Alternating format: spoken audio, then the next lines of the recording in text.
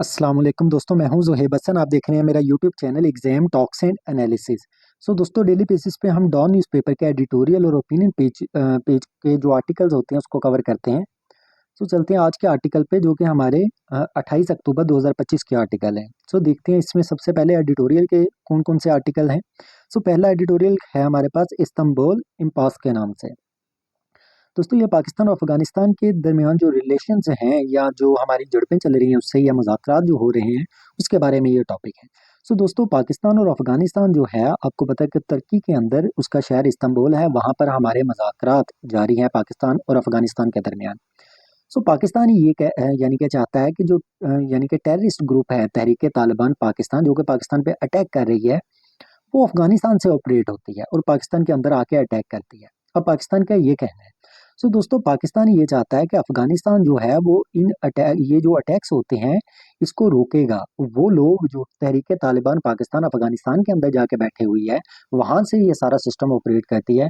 पाकिस्तान ये चाहता है कि अफगानिस्तान अपनी सोइल इस्तेमाल ना होने दे और इन लोगों को यानी कि रोकना है ताकि ये लोग आके पाकिस्तान पे अटैक ना कर सके। अब पाकिस्तान ये चाहता है कि ये चीज़ हमें लिख के दी जाए कि आप ऐसा यानी कि करोगे। लेकिन अफगान तालिबान जो है दोस्तों, वो रिटर्न प्रॉमिस करने पे रजामंद नहीं है, यानी कि वो हमें लिख के देने को तैयार नहीं है कि वो ऐसा कोई कदम उठाएंगे। वो ये कहते हैं कि अगर आपने बात करनी है आप डायरेक्ट जाके टीटीपी से बात कर लें। आपको पता है कि हमारी तो पॉलिसी है रियासत की कि हम जाके दहशतगर्दों से डायरेक्ट जाके बात नहीं करेंगे। दोस्तों, इसकी वजह से अब हुआ क्या है कि ये जो मीटिंग थी ये फेल हुई है, इससे कोई भी रिजल्ट नहीं निकल के आया। आप देखें कि तुर्की और जो कतर थे वो सालिसी का किरदार अदा कर रहे थे, वो भी दोनों पार्टीज को यानी कि किसी एक पॉइंट पे मना नहीं सके। दोस्तों, इस आर्टिकल में ये कहा गया है कि जो अमन है यानी कि पीस जो है वो पाकिस्तान और अफगानिस्तान दोनों के लिए ज़रूरी है। लेकिन वो उसी सूरत आ सकेगा हमारे अफगानिस्तान के साथ साथ तल्लुकात अब उसी सूरत बेहतर हो सकेंगे जब अफगानिस्तान अपनी ज़मीन जो है वो तहरीक तालिबान पाकिस्तान को इस्तेमाल करने नहीं देगा, उस पर पाबंदी लगाएगा। दोस्तों, ये पहला आर्टिकल था। अब चलते हैं एडिटोरियल, जो हमारा सेकंड एडिटोरियल है दोस्तों, वो है टॉक्सिक स्काइज के नाम से। दोस्तों, एक बात आपको और करता चलूं, अगर आप सीएसएस, पीएमएस, पीपीएससी या एफपीएससी के किसी भी सब्जेक्ट की ऑनलाइन तैयारी करना चाहते हैं या गाइडेंस हासिल करना चाहते हैं तो आप मुझसे रब्ता कर सकते हैं। हम ऑनलाइन तैयारी भी करवाते हैं। दोस्तों, ये दूसरा हमारा एडिटोरियल है टॉक्सिक स्काइज के नाम से। दोस्तों, लाहौर में और पंजाब के जो दूसरे इलाके हैं वहाँ पर आप देखें कि स्मोक और डस्ट पार्टिकल जो हैं हवा में बहुत ज़्यादा यानी कि इनकी क्वांटिटी बढ़ती जा रही है, जिसकी वजह से लोगों को दोस्तों सांस लेने में भी दुश्वारी यानी कि हो रही है। क्यों? क्योंकि जो एयर की क्वालिटी है वो बहुत यानी कि कम हो गई है। दोस्तों, ये जो स्मोक है ये आ कहाँ से रही है? आप देखें, जब हम गाड़ियाँ चलाते हैं, फैक्ट्रीज हैं या ईंटों के भट्टे जो हैं, दोस्तों यहाँ पर हम फॉसल फ्यूल की जब बर्निंग करते हैं तो वहाँ से ये हमारे आप देखें कि बर्निंग करने की वजह से टॉक्सिक केमिकल जो है वो इन्वायरमेंट पे जाते हैं, ग्रीन हाउस गैसेज इन्वायरमेंट में जाती है, जिसकी वजह से इन्वायरमेंट पोल्यूट होता है। दोस्तों, इसके अलावा आप देखें फार्मर्स जो हैं वो क्या करते हैं कि जो फसलें उनकी बच जाती हैं वो उसको जला देते हैं। जब जलाते हैं तो वो सारे टॉक्सिक केमिकल्स निकल के हार्मफुल जो केमिकल्स होते हैं वो इन्वायरमेंट में जाते हैं। दोस्तों, अब गवर्नमेंट क्या करती है कि गवर्नमेंट यानी कि जो मेजर इश्यूज होते हैं, जो कोर प्रॉब्लम्स होती है उसको सॉल्व करने की बजाय सेकेंडरी इश्यूज के को सॉल्व करने की तरफ जाती है। अब गवर्नमेंट चाहती है कि इसका नुकसान ज्यादा लोगों को ना हो, तो क्या कर दिया कि बच्चों को बचाने के लिए स्कूल को बंद कर दिया। हालांकि ये तो मेजर मसला नहीं था, लेकिन हुकूमत इस तरह की एक्शन ले रही है। दोस्तों, आप देखें कि बहुत सारे लोग ऐसे हैं जो गले की बीमारियों में मुब्तला हो रहे हैं, सांस की बीमारियों में, आप देखें कि आंखों का पेन हो रहा है। ये यानी कि अब जो हॉस्पिटल हैं वहाँ पर भी जाके हमारे यानी कि मरीजों का जो बोझ है वो बढ़ता जाएगा। दोस्तों, जिसकी वजह से डेली लाइफ जो है वो ज़्यादा हार्ड हो गई है। आप देखें, लोग जो है वो बाहर नहीं जा पा रहे, काम नहीं प्रॉपर्ली कर पा रहे। अगर हुकूमत ने इस चीज़ को रोकना है तो राइटर ये कहता है कि उसे एयर की क्वालिटी को इम्प्रूव करना पड़ेगा, स्ट्रिक्ट रूल्स बनाने होंगे, उस पर इम्प्लीमेंटेशन करवानी होगी। दोस्तों, ये दूसरा आर्टिकल था हमारे एडिटोरियल का। तीसरा है हमारा टमाटो रिलीफ के नाम से। दोस्तों, आपको पता है कि जो टमाटर की प्राइस थी पाकिस्तान के अंदर वो बहुत ज़्यादा बढ़ गई थी, तकरीबन 600 रुपये पर केजी तक ये पहुंच गई थी। अब ये यानी कि प्राइस दोबारा से कम होना शुरू हुई है। क्यों हुई है, कैसे हुई है, ये देखते हैं। दोस्तों, टमाटर जो है वो पाकिस्तान के अंदर कहा जा रहा है कि पहले से यानी कि सस्ते होने शुरू हो गए हैं। अब उसकी वजह ये है कि पहले तो टमाटर की किल्लत हो गई थी, कम यानी कि हमारे पास इतनी यानी कि डिमांड ज़्यादा थी, सप्लाई कम हो गई थी। अब क्या है कि टमाटर जो है वो हमने ईरान से और सिंध के इलाकों से मंगवाने शुरू कर दिए हैं, जिसकी वजह से पंजाब में जो किल्लत थी वो किल्लत पूरी होनी शुरू हो गई है। आपको पता है जब सप्लाई और डिमांड में गैप कम हो जाए तो प्राइसेस कम होना शुरू हो जाती है। दोस्तों इससे पहले ये प्राइसेस बढ़ी क्यों थी? आप देखें कि बारिशें हुई हैं, सैलाब आया जिसकी वजह से फसलें बहुत ज़्यादा तबाह हुई हैं।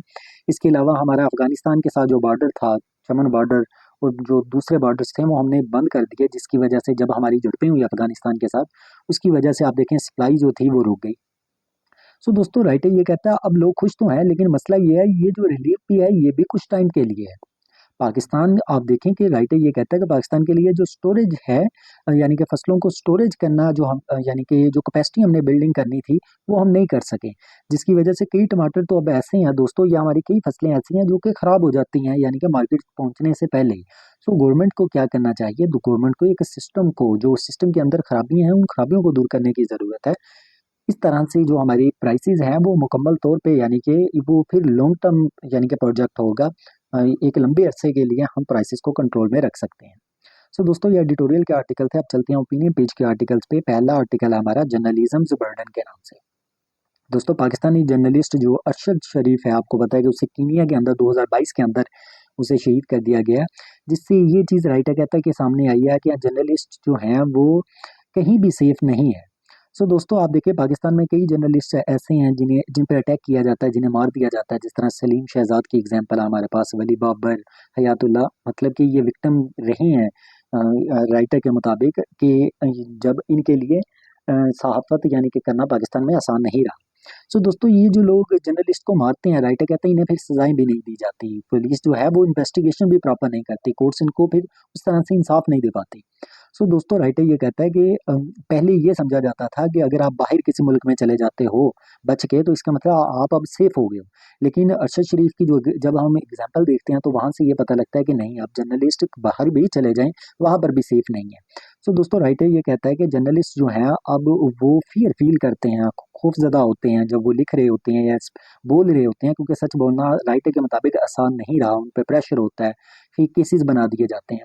कई जर्नलिस्ट ऐसे हैं कि दोस्तों वो पावरफुल लोगों के खिलाफ बोल नहीं पाते। राइटर कहता है कि वो जिसकी वजह से दोस्तों वो ज़ादाना तौर पे बात नहीं कर पाते। अब होता क्या है आप देखिएगा कि जब राइटर कहता है सच को आप छुपाओगे तो मार्केट में क्या होगा, मिस इन्फॉर्मेशन आएगी, डिस इन्फॉर्मेशन आएगी, जो असल हकाइक हैं वो तो पहुंच ही नहीं पाएंगे लोगों के पास। सो जिसकी वजह से रूमर्स फैलना यानी कि सोसाइटी के अंदर शुरू हो जाएंगे। सो जर्नलिज्म जो है दोस्तों राइटर ये कहता है ये अब हार्ड हो गई है पाकिस्तान के अंदर, रिस्की हो गई है कि आपकी जान भी जा सकती है।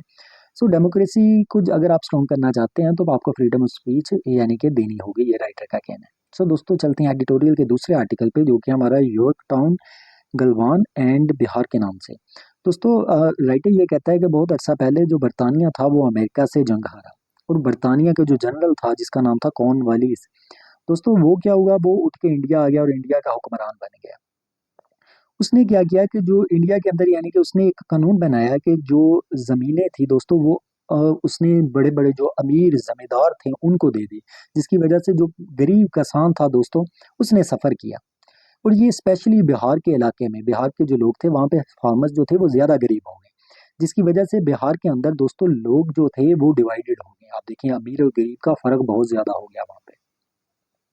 सो दोस्तों 2020 के अंदर इंडिया और चाइनीज जो सोल्जर्स थे वो गलवान वैली, ये जो उनका बॉर्डर है लद्दाख का, वहाँ यहाँ के मेरा मतलब वहाँ पर है ये गलवान वैली, वहाँ पर इंडियन सोल्जर और चाइनीज सोल्जर्स के आपस में यानी कि क्लैशेस हुए 2020 में। इसमें से कुछ इंडियन जो थे दोस्तों वो बिहार के थे। सो आप देखिए बिहार इलेक्शन के दौरान मोदी ने इसको पॉलिटिकली टूल के तौर पे इस्तेमाल किया और कहा, उसने ये कहा कि जो बिहार के सोल्जर्स हैं ये इंडिया को प्रोटेक्ट कर रहे हैं। सो राइटर का ये कहना है कि हमारी जो हिस्ट्री है और जो न्यू पॉलिटिक्स है ये एक दूसरे के साथ जुड़ी हुई है। सो दोस्तों आप देखेंगे किस तरह से यानी कि हर चीज़ को पॉलिटिक्स के तौर पे यूज़ किया जाता है। अब बिहार के अंदर ऑलमोस्ट हर बार ही वहाँ पर कोalition गवर्नमेंट बनती है, किसी एक को सिंपल मेजोरिटी नहीं मिलती, क्योंकि वहाँ पर लोकल जो लीडर्स हैं उनको वोट्स ज़्यादा दिए जाते हैं। सो आप देखें दोबारा से इलेक्शन होने वाले हैं तो आप राइटर ये कहना चाहता है कि सियासत को किस तरह से पॉलिटिकल टूल्स यानी कि इस्तेमाल किए जाते हैं लोगों के वोट्स खरीदने के लिए। सो दोस्तों अगर आप चाहते हैं डेली बेसिस पे आपको मेरी वीडियो मिले तो आप काइंडली मेरा चैनल लाजमी सब्सक्राइब करें। इसके अलावा अगर आप तैयारी करना चाहते हैं ऑनलाइन तो आप मुझसे गाइडेंस या तैयारी करना चाहते हैं तो आप मुझसे रब्ता कर सकते हैं। Thank you so much. Allah हाफिज़।